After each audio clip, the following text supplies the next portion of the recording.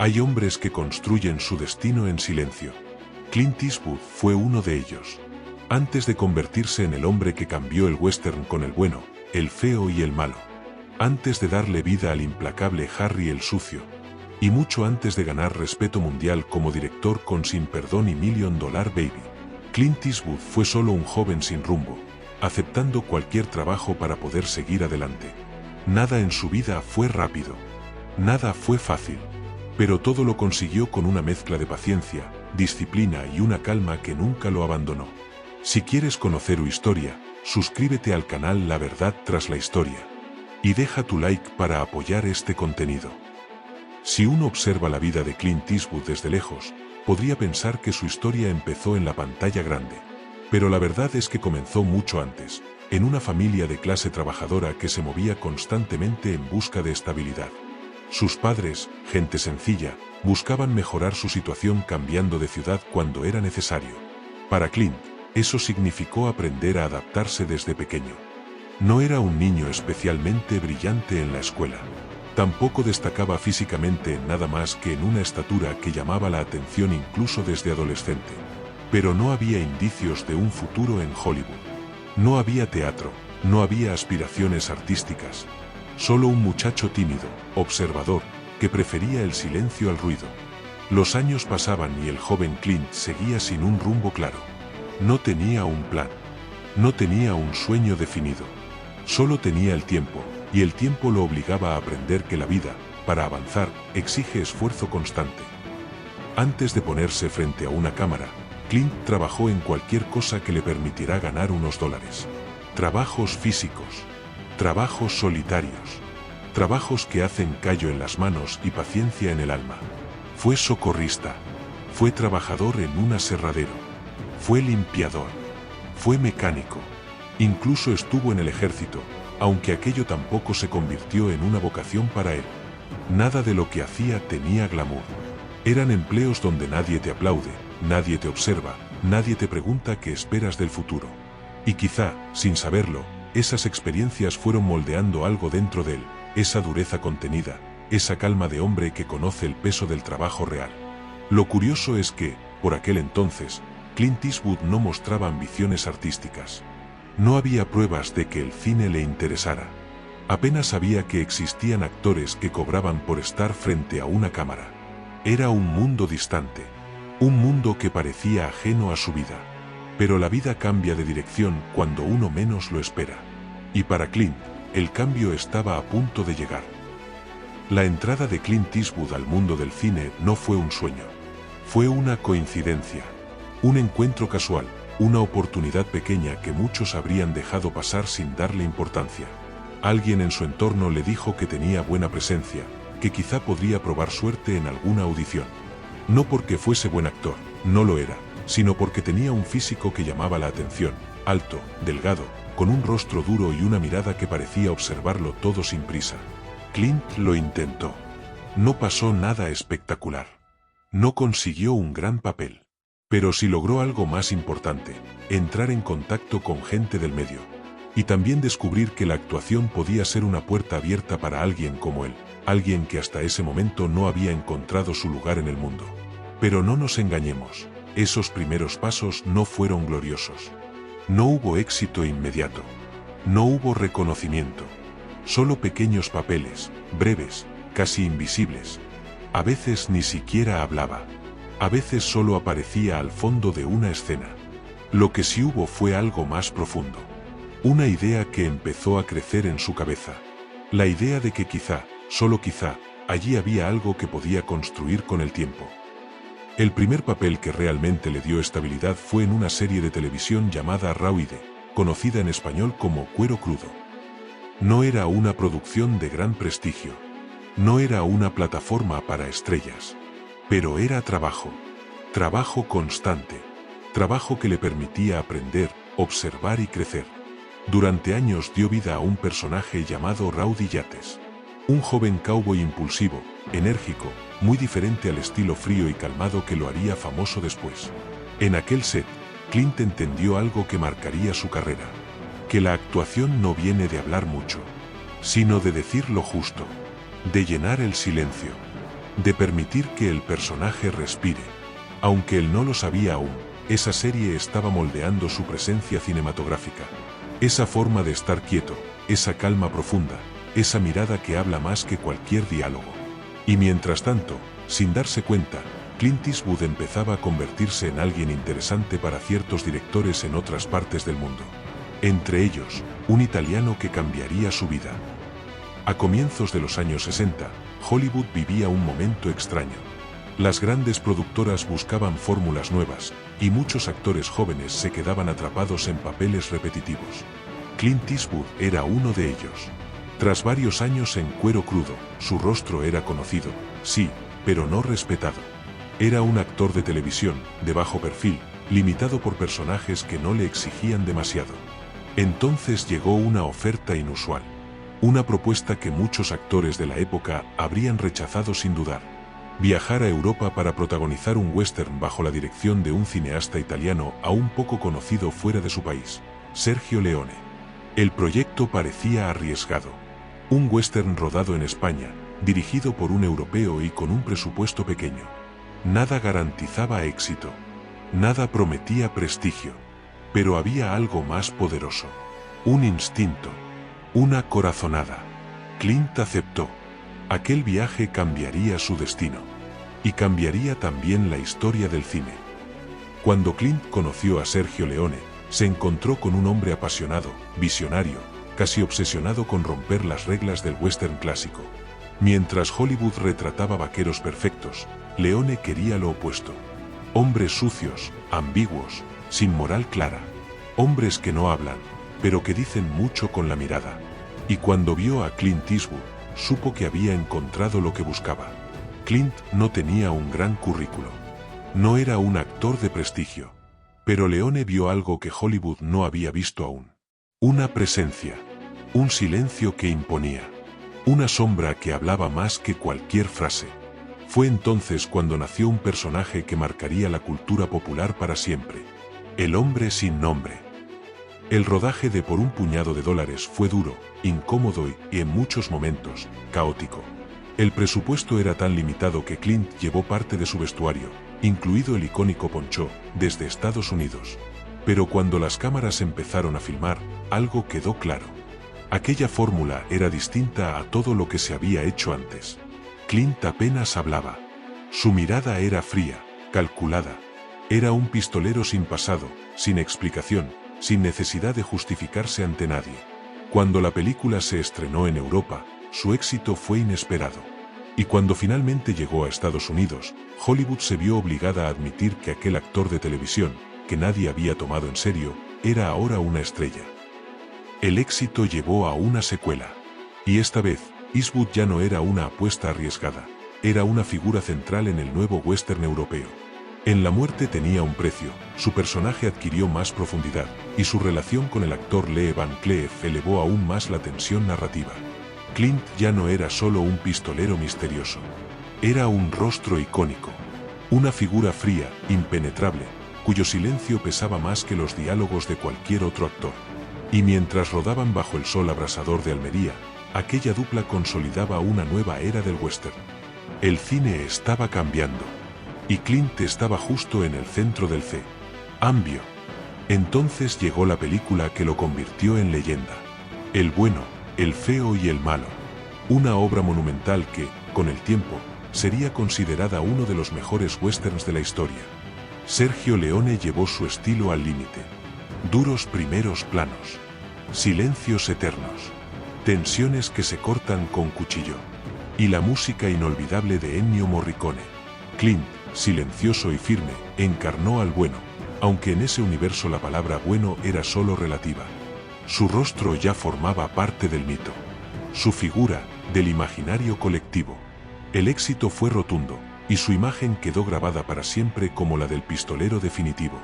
A su regreso de Europa, Clint comenzó a trabajar en proyectos que le permitieran mostrar algo más que el personaje del pistolero silencioso.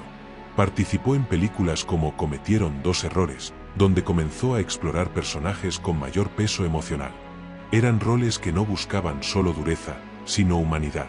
Clint quería demostrar que no era solo una cara seria y un poncho al viento. Quería probar que podía ser versátil. Pero el público ya estaba esperando algo más grande. Algo que lo redefiniría para siempre. A comienzos de los años 70, llegó un guión que cambiaría su destino otra vez. Una historia dura, directa, sin filtros. Un policía cansado de ver cómo los criminales escapaban entre vacíos legales. Ese policía era Harry Callahan. La película se titulaba Harry el Sucio, y nadie en Hollywood tenía duda de que era un personaje arriesgado. Demasiado brusco. Demasiado frío. Demasiado incómodo para una sociedad que vivía tiempos tensos. Pero Clint vio en Harry algo más que un policía agresivo. Vio a un hombre que cargaba con la frustración de un sistema roto. Un hombre que hacía lo que otros no se atrevían. Y aceptó el papel. Desde la primera escena en la que Harry Callahan aparece, Clint Eastwood dejó claro que estaba creando un personaje distinto a todos los que había interpretado. Ya no era el pistolero misterioso de Europa. Era un policía urbano, implacable, directo y con una presencia que imponía respeto incluso sin levantar la voz. La película rompió esquemas. Su famoso monólogo, "Te sientes afortunado, punk", se convirtió en una frase universal. Y Clint encontró un nuevo tipo de mito. El del hombre duro en un mundo difícil. El público la adoptó como un éxito inmediato. La crítica se dividió. Unos lo llamaron héroe moderno, otros, símbolo de violencia desmedida. Clint no entró en discusiones.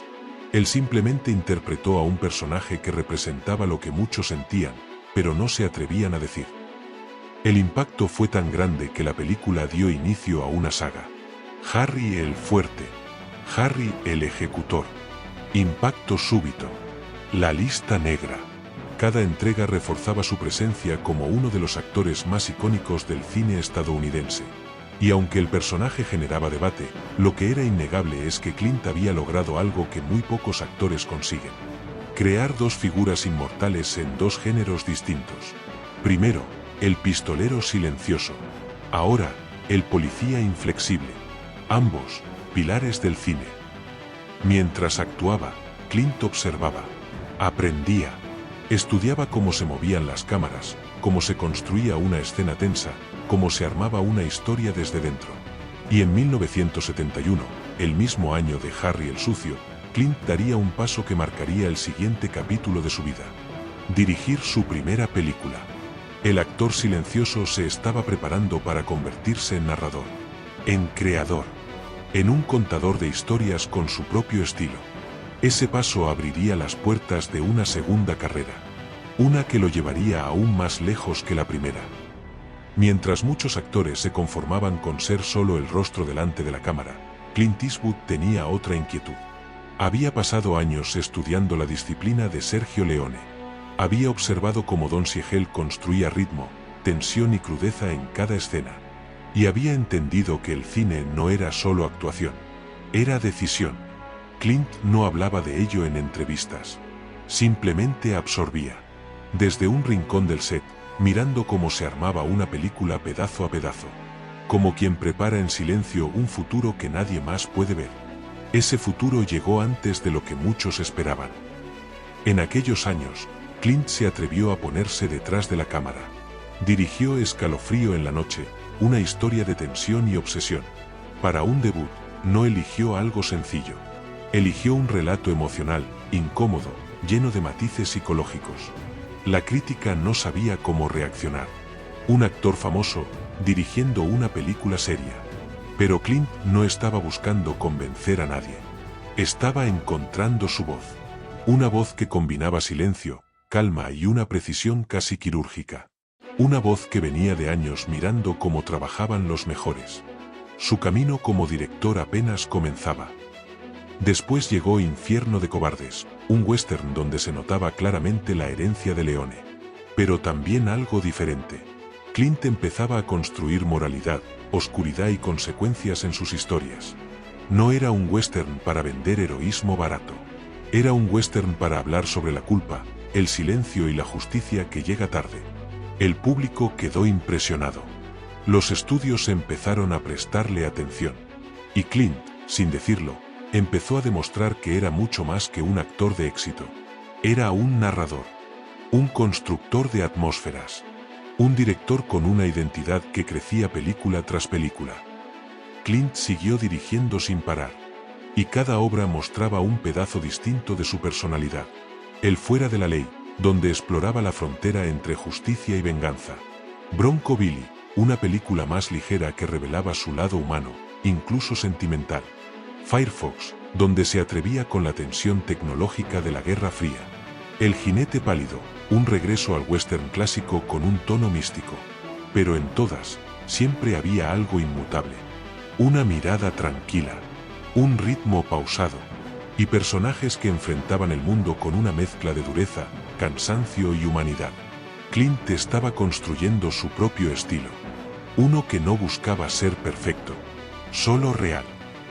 Hubo momentos difíciles, momentos donde sus películas no funcionaron como esperaba. Momentos en los que la crítica fue dura. Momentos en los que muchos dijeron que ya había pasado su tiempo. Pero si había algo que Clint Eastwood había demostrado desde su juventud, era que no se dejaba definir por la opinión de nadie. El fracaso no lo detenía, lo empujaba. Cada película que no funcionaba era una lección. Cada golpe lo hacía más preciso, más reflexivo, más libre.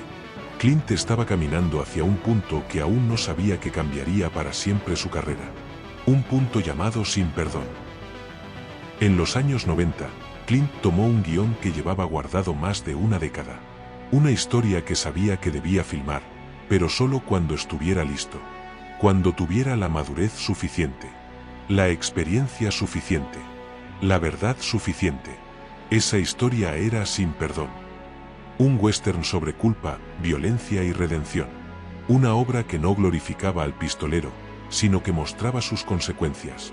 Mostraba lo que queda cuando el ruido del disparo se apaga. Clint interpretó al cansado asesino retirado William Manny. Un hombre roto, que intentaba vivir en paz. Un hombre que volvería a la violencia solo para descubrir que la violencia nunca se va. La crítica quedó impresionada.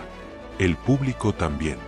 Sin Perdón se convirtió en un clásico moderno, uno de los westerns más profundos de la historia. Y Clint Eastwood, el actor subestimado, el director silencioso, se convirtió en una figura legendaria. Ganó premios, ganó respeto, y lo más importante, ganó un lugar definitivo entre los grandes directores del cine. Y como si quisiera demostrar que podía moverse entre géneros sin perder su esencia, Clint sorprendió de nuevo con Los Puentes de Madison. Un drama íntimo, un romance maduro, una historia sencilla, pero profundamente emocional. Aquí, Clint no interpretó a un héroe duro, interpretó a un hombre común, un fotógrafo que encuentra un amor imposible. Fue una muestra de sensibilidad inesperada para quienes solo lo conocían por el western o el cine policial. Esa película confirmó que Clint Eastwood no era un actor limitado. No era un director de un solo tono. Era un artista completo. Un hombre capaz de mostrar dureza. Y también fragilidad. Para cualquier actor, tener 2 décadas de papeles icónicos ya sería suficiente. Para cualquier director, haber creado Sin Perdón sería un punto final perfecto. Pero Clint Eastwood nunca entendió la vida como algo que se completa. En los años posteriores, Clint siguió actuando en películas como Poder Absoluto, un thriller político. Space Cowboys, donde mostró un lado más ligero, interpretando a un piloto veterano que no renuncia a su sueño. Estas películas demostraban algo importante. Clint sabía entretener, pero también sabía elegir personajes que hablaban de su propia vida. Hombres que habían vivido mucho, que habían luchado mucho, que se enfrentaban a una etapa donde el cuerpo envejece, pero el espíritu no. Clint entendía perfectamente esos roles, porque él era uno de esos hombres. A comienzos de los 2000, Clint volvió a sorprender al mundo con una película que parecía pequeña, pero que terminó siendo una de las más influyentes del cine moderno. Million Dollar Baby. Una historia sencilla, un entrenador envejecido, una joven con un sueño, 2 almas solitarias que se encuentran. Clint dirigió y actuó en la película, demostrando que incluso con más de 70 años podía cargar una obra profunda, emocional y contundente. Su interpretación fue sobria, dolorosa, llena de humanidad. El público quedó conmovido. La crítica la celebró. La industria reconoció que Clint Eastwood era, sin discusión, uno de los mejores narradores del cine contemporáneo. A finales de los 2000, Clint regresó a la actuación con Gran Torino. Interpretó a Walt Kowalski, un veterano de guerra cansado, endurecido por la vida, y que cargaba con prejuicios, cicatrices y culpas. Fue uno de los papeles más personales de su carrera. Y, sin decirlo abiertamente, muchos interpretaron a Walt como un reflejo del propio Clint. Un hombre que había vivido mucho, que había visto un mundo en constante cambio, y que encontraba en la calma y la humanidad su última redención. La película fue un fenómeno. No solo por la actuación, sino por el mensaje. Todos podemos cambiar, incluso cuando parece demasiado tarde. Fue una de las interpretaciones más queridas de su vida. Y, durante unos años, muchos creyeron que sería su despedida. Pero Clint no había terminado. Mientras la mayoría de directores de su edad ya se habían retirado, Clint seguía trabajando. Dirigía películas casi cada año. Y lo hacía con una energía sorprendente. Entre sus obras más destacadas de esta etapa se encuentran J. Edgar, un retrato complejo del fundador del FBI. El francotirador, una de las películas más vistas del cine moderno. Sally, donde contó la historia real del piloto que aterrizó un avión sobre el río Hudson. Richard Jewell, una defensa sobria de un hombre injustamente acusado. Clint seguía interesado en personas reales, en decisiones difíciles, en dilemas morales.